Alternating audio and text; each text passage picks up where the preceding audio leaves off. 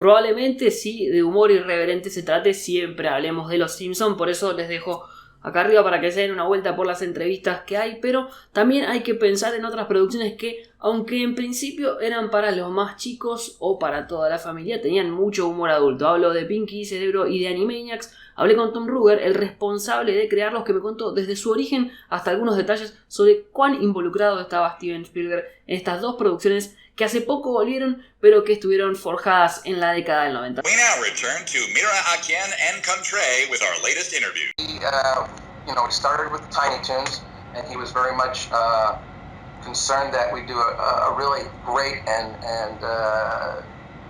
beautiful job on it. So, and I think he was worried that we couldn't deliver, the quality that he wanted. He wanted, as close to feature quality as we could make. And in some cases we fully succeeded. In some cases, we came up a little short. But in general, he was very pleased with Tiny Toons, and that led to him saying, "Hey, what are we going to do next?" And that's where he gave me the freedom to create Animaniacs.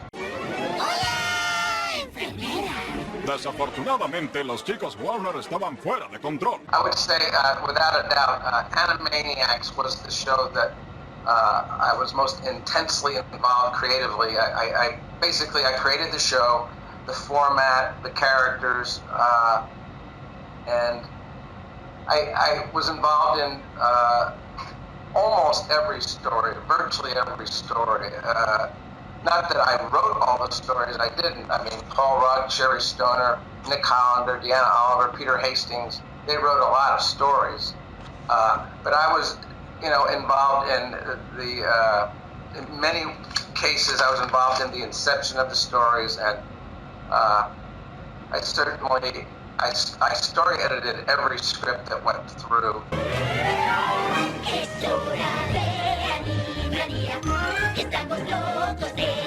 The conception of the series happened when we were still making Tiny Toons, and Steven wanted another series. He wanted either a spin-off or a sequel or something new, and he wanted to, he was thinking about doing something with Plucky Duck, and I really kind of resisted. I pushed back on that. I wanted to do something original, and so worked with all the different artists and writers, and we came up with different formats and shows. So ultimately, when I came up with the idea of using the water tower as the home base of the lead characters, that's where it really sort of took off. Fueron encerrados en el tanque de agua del estudio, igualmente para no sacarlos nunca más. Públicamente el estudio se ha reservado todo conocimiento sobre la existencia de los Warner hasta hoy día. The Warners themselves, I based the original drawings of them were these sort of duck-billed platypuses that I'm talking about, that I mentioned before, that I sketch a lot and doodle a lot. So we basically used those designs, and then we just put red noses on them. They were like my duck-billed platypi with red noses, and then we put little ears on them. And that's how the Warner characters themselves sort of were drawn originally. So definitely Animaniacs, I wrote the main title song with Richard Stone, and basically the personalities of the Warners, pretty intense, pretty zany. I was a big Marx Brothers fan. I had 3 sons at home who were pretty zany, so that show really was my baby. ¿Puedo ayudarlo?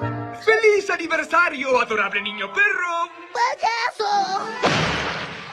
And I think the reason it still resonates is that it definitely it had a sort of comic intelligence to it. It wasn't just like talking down to kids. It wasn't really just for kids. It was a family viewing experience, and that's, I think, why it sustained so well, because it's not just for little kids, and parents can watch it and get a kick out of it. And so I think that's why it has lasted so long. And there are elements to it that you and others like you who have watched it over the years, and the people that watched it 20 years ago as kids, they just remember certain phrases, you know, like that's edutainment, or good night everybody, or hello nurse. These lines are part of their vocabulary now. I mean, they're very cute looking characters. Yeah. They're adorable. So occasionally, like the teacher would say, Wacko, can you conjugate? And he says, I haven't even kissed a girl. So most of it has to do with most of the jokes, like that maybe are a little racy, have to do with little kids not understanding what's being said, and they misinterpret it. And so there's an innocence, you see, there's an innocence to often the dirty joke. Tratar de conquistar al mundo.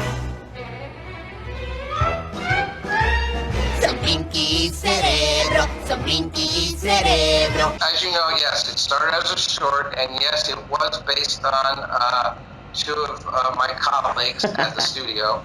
I worked with them for years at that point. Tom Minton and Eddie Fitzgerald were storyboard artists, writers, directors, and Tom Minton, who was sort of the basis of the brain, and he looks a little bit like the brain. There was a caricature of Tom that we used to make the drawing of the brain, and Tom spoke in a very low tone. He would very quiet. You'd have to listen. You have to lean in and listen. And he was very close with Eddie Fitzgerald, who was very demonstrative in his reactions. He'd like laugh. He'd actually say things like "Narf." So two of them were in the office next door to mine, and they were. I would hear like, and then, and it was very like a cabal, like a conspiracy was going on in there. And it was like, what are they trying to do? Imagine if they were trying to take over the world, I said. And that's where the idea for Pinky and the Brain came from. Cerebro, ¿qué vamos a hacer esta noche? Lo mismo que hacemos todas las noches, Pinky. Tratar de conquistar al mundo. They were aware of this? So, well, yeah. We used caricatures of them to make the caricature of Eddie became Pinky, so they were very aware of it, yes. And even came in to do to audition for the voices, and yet Rob Paulson and Maurice LaMarche, when they did their impressions of the Brain and Pinky, those things won out. So we were doing Pinky and the Brain cartoons, and Margaret Lesh, who was running Fox, and Steven, who was our executive producer, both thought that could be spun off into its own series. So deep into maybe the second season of Animaniacs, we decided let's make some half hours of Pinky and the Brain, and that's where the primetime series came from.